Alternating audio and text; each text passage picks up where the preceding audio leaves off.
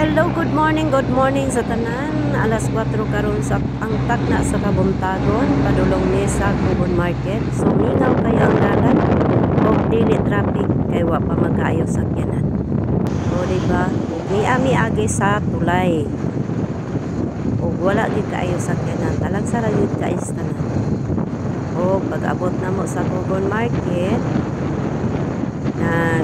libot-libot na dahil si nanay pag-abot sa Kubon Market. Nagngita na dahil kaparkingan ug ngit-ngit pagit kaayo. Ug nang pagkahuman dahil ani pagka-parking na dahil niya nangita kaparkingan kay mangihi. O diba una ni siya parking kay nangihi sa adto dahil sa road sa merkado, and then paghuman dahil ani gikan sa gawas na po dayon o parking na pun og lain. And then pagkahuman ani namalit na dahil si nanay. O diba? Daghan kay baligya sa Kubon Market. Pero doon ni sila magkuan, manghipos. Kay wa na kay dili pod tanan na ay gulay ba. And then ang gisunod niya palit kaning saging. Wala kayo sa kaning mga gulay. Minus na wala yan ay saluyot, alagbate, wala ko sayuti. So maura gid di ang akong napalit una, and then gisunod din ako palit ko aning avocado. Pero wala ko nakadawit palit ani kay wholesale man day kining dapita. Di ko pwede nga magpalit og ginagmay. O diba? Pero napatimbang nako. Meron may ko ani kay ko anang gipresto ha, pero wala na lang nako dayon nagpalit. Palit na lang ko aning ni ang odlot sa gabi o dayon takway.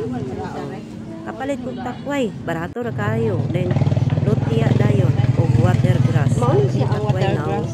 Tulog ka bukos, barato ra pud kay 20 ang tulog ka bukos. Then kani dayon watergrass. 20 ra pud. O diba? Ang kuan dito.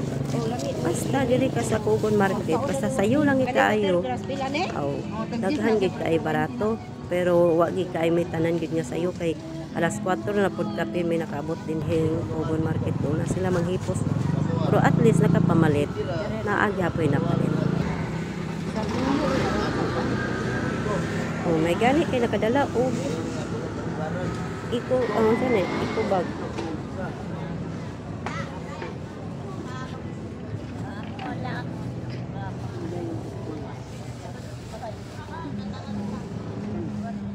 So dugay kay nakapanguan si nanay, ambot na lang ni si nanay dugay man sa magpakatindog anang iyang gipamalit.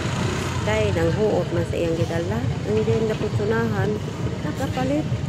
Pud mig karot, barato ko kay tag 15 lang kilo, kapalit pud mig 2 ka kilo. Ug dugay pud kay sa nahuman dihag pamili. 2 ka kilo. So simpre mamili gid si nanay.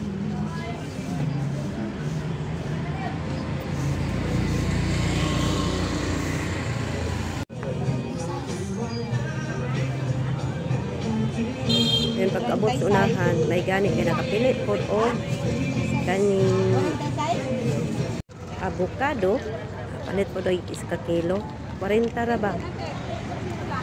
Rato ra kay tanan. Then nagpalit ko luya, ahos o 30 sibuyas Bombay o diba na ako dahil pipino palit isa kilo. Napalit ko 100 ahos. And then pag man magpamalit na may dire sa balay, may gani kay nay anak gitabangan dai niya iyang nanay. O diba?